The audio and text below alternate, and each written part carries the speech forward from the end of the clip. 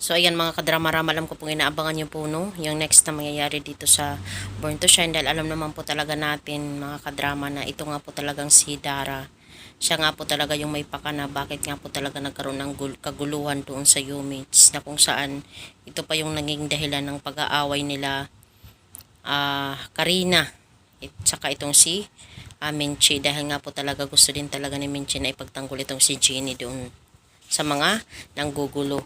Siyempre, alam naman po natin na sinuhulan po talaga ni Dara itong si Karina para nga po talaga manggulo doon, dahil gusto nga po talaga niyang magiganti po talaga dito. Magiganti patalikod dito kay Minchi. At yun nga po talaga ang naging dahilan bakit ngayon ay nagsasuffer nga po talaga itong si Pere. Bakit nga po talaga hindi siya makarinig. Talagang nawala na nga po talaga yung kanyang pandinig.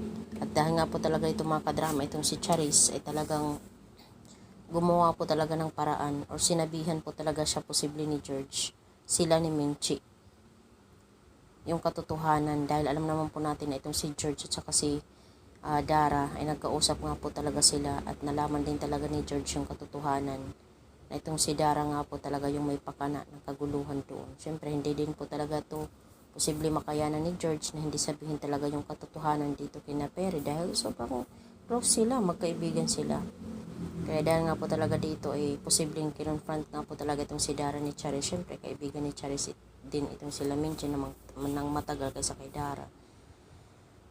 Kaya itong si Charis ay talagang i-confront niya itong si Dara, na sabi niya na, Dara, ikaw pala ang nagbayad kay Karina para manggulo doon sa mga units kina Jenny, kaya napahamak si Pere. Siyempre sa una hindi mo nasasabihin ni Dara dahil magmamaang-maangan na naman siya sa kanyang sarili. Pero sa kauli-hulihan ay talagang madadakip pa rin po talaga siya sa kanyang sariling pitag, sa kanyang sariling mga excuses. Kaya dahil nga po talaga dito ay sobrang galit din po talaga yung mararamdaman ni Charis sa ginawa din po talaga ni Dara, dahil hindi niya ini-expect na magagawa po talaga ito ni Dara sa pamilya nila Minchi ng ganito ka lala, diba? Dahil hindi naman talaga kilala ni Charis itong si Dara na ganito siya. Diba? Mapait naman talaga yung pagkakakilala niya dahil magkaibigan sila. Pero ngayon nung nalaman niya na ito yung ginawa ni Dara ay posibleng hindi niya muna ito mapapatawad. Diba? Siguro maglalaylo muna sila. Wala.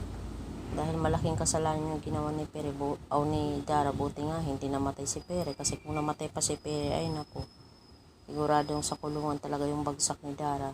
Tingnan lang natin kung mapapatawad pa talaga nila Minchi itong si Dara. Sana nga po ay magkapatawaran sila sa lahat ng mga nagawa nilang kasalanan.